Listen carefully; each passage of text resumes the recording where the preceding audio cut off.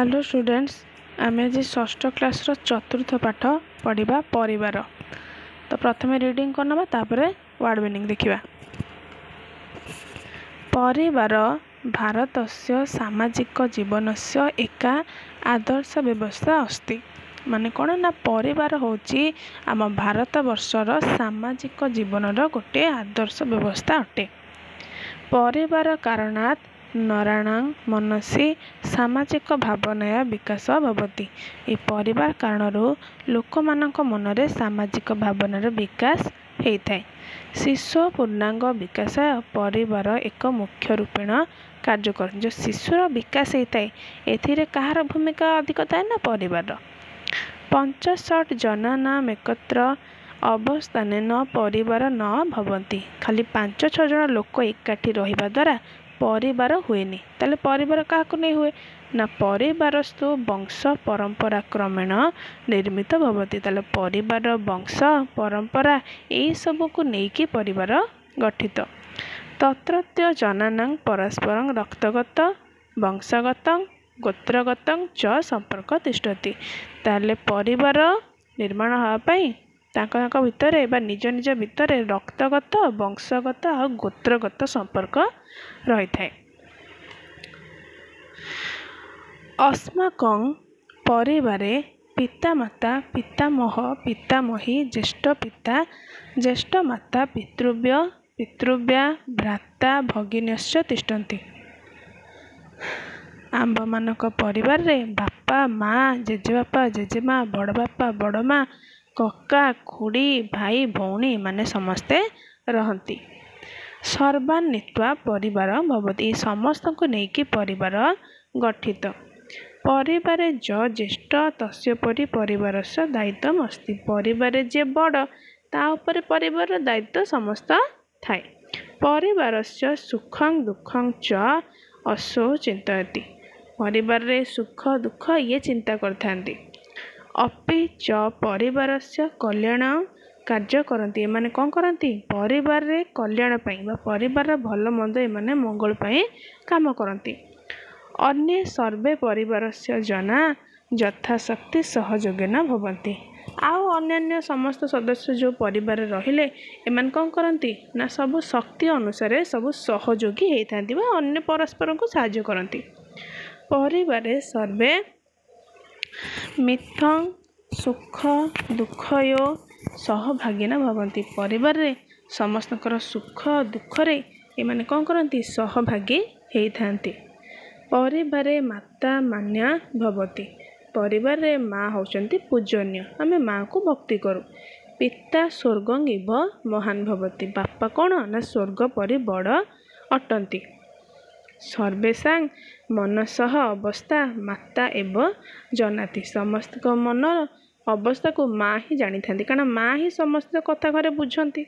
सर्वेषां भोजनादि व्यवस्था माता एव करती। माँ कौन करती ना समस्त को खाइबा व्यवस्था माँ ही करती। स्नेहपूर्ण व्यवहार एवं परिवार प्रति आकर्षण जनयति। से जो स्नेहपूर्ण व्यवहार ही परिवार प्रति आकर्षण सृष्टि करे माँ के द्वारा है। तत्सर्वे गुरुजनात् मानन्ति। सेठारे समस्ते गुरुजन मानक मानि थांती। लघुजनेषु प्रीत्या स्निहन्ति समस्यानां सर्वे मिलित्वा समाधानं सर्वे मिलित्वा एक एवं कुर्वन्ति। माने कौन करती ना परिवार रे जदि सान माने कौन से समाधान पड़ती ताले समस्त को कौन करती ना समस्या गुड़िक समस्ते एकाठी मिलमिशि समाधान करती। कूलाचारं रक्षन्ति नियमान् पालयन्ति। वंश परंपरा को रक्षा करी नियम गुड़िक पालन करती। परिवारस्य उन्नति कुर्वन्ति। परिवारर उन्नति करती। परिवार राष्ट्रस्य मौलिक रूपं भवति। परिवार होछि राष्ट्रर गोटे मौलिक अंग वा मौलिक रूप। राष्ट्रस्य कृते यत् आवश्यकं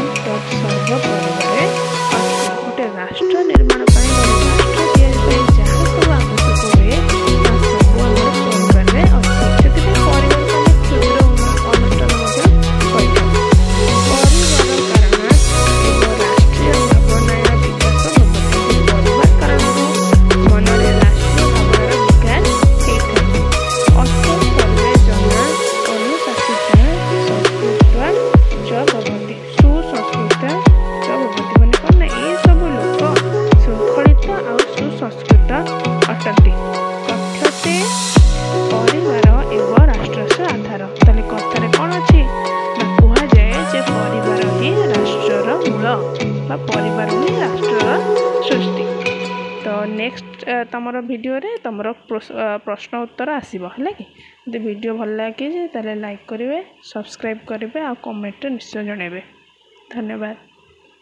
आम ए परिवार विषय क्वेश्चन आंसर डिस्कसन करवा। देख 1 नंबर कौन देछि ना परिवार रे के तिष्ठन्ति, परिवार रे के रुहन्ति। उत्तर ना परिवार रे पिता माता पितामह पितामही ज्येष्ठ पिता ज्येष्ठ माता पितृव्य पितृव्या भ्राता भगिनीश्च तिष्ठन्ति। ताले परिवार के रुहन्ति ना बापा माँ जेजेबापा जेजेमा बड़ बापा बड़ माँ कक्का खुड़ी भाई भौणी माने समस्ते रुहन्ति।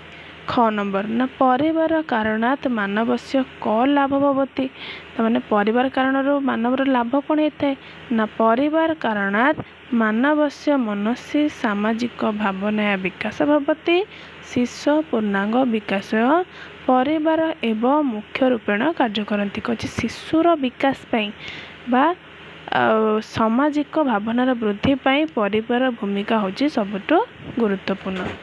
ग क परिवार परिचालयति ना परिवार को किए परिचालना करती ना परिवार ज्येष्ठ सपरिवार परिचालयति माने जी परिवार बड़ सी ही परिवार को चलाई थांती। घ परिवार कारणात् राष्ट्रस्य किं भवति ना परिवार कारणनु राष्ट्र कौन हुए ना परिवार कारणात् राष्ट्रस्य विकास भवति। सर्वजना अनुशासिता सुसंस्कृता च भवन्ति ना परिवार कारणरू राष्ट्र विकास हुए और सबु लोक श्रृंखलित आउ सुसंस्कृत होई रुहन्ति। 1 नंबर परिवारस्य निर्माण कथं भवति। परिवार निर्माण किपरि हुए ना 65 जनानाम् एकत्र अवस्थानेन परिवार न भवति। परिवारस्तु वंश परंपरा क्रमेण निर्माण भवति। जो 5-6 जन एकाठी रहीगले परिवार हुएनि ताले परिवार हाँपाई आमर वंश परंपरा एथिरु ही आमर परिवार निर्माण होके आसे। च क राष्ट्रस्य आधार राष्ट्रर आधार के ना परिवार एक राष्ट्रस्य आधार। ताले परिवार होची राष्ट्रर मूल बा आधार। 2 नंबर देख कहे वाक्य गठन भवन्ति भवन्ति माने अटंती। व्याघ्र हिंस्र भवति बाघ होची गोटे हिंस्र जंतु। अस्ति बा अच्छी भुवनेश्वर रे खंडगिरी अस्ति भुवनेश्वर रे खंडगिरी अच्छी। करति माने करुछि। गोपाल कार्य करति गोपाल कार्य करुछि। सर्वे माने समस्ते सर्वे सुखिना भवन्तु समस्ते सुखरे रुहन्तु। विकास माने कौन ना उन्नति। परिवार कारणात् एवं राष्ट्रीय भावना विकास भवति माने परिवार कारणरू मनरे कौन थाए राष्ट्र भावनार विकास होता है। 3 नंबर कौन देछि ना परिवार विषय 10टा वाक्य लिखिया ना परिवार भारत वर्षस्य सामाजिक जीवनस्य एका आदर्श व्यवस्था अस्ति। परिवार कारणात् नराणां मनसि सामाजिक भावनाया विकास भवति। परिवारस्तु वंश परंपरा क्रमेण निर्मित भवति। परिवारे पिता माता पितामह पितामही ज्येष्ठ पिता ज्येष्ठ माता पितृव्य पितृव्या भ्राता भगिनीश्च तिष्ठन्ति। परिवारे ज्येष्ठ तस्य परि परिवारस्य दायित्वम् अस्ति। परिवारे माता मान्या भवति। परिवारे सर्वे मिथः सुख दुःखयोः सहभागिनः भवति। पिता स्वर्गैव महान् भवति। परिवारः राष्ट्रस्य मौलिक रूपं भवति। परिवार कारणात् एव राष्ट्रीय भावनाया विकास भवति। परिवार एव राष्ट्रस्य आधार। तो ये संस्कृत भाषा 10टा लाइन तुम लिखिदेव। जदि तुमको वीडियो भल लगुचे ताले लाइक करिवो सब्सक्राइब करिवो और कमेंट निहाती जणिवो। धन्यवाद।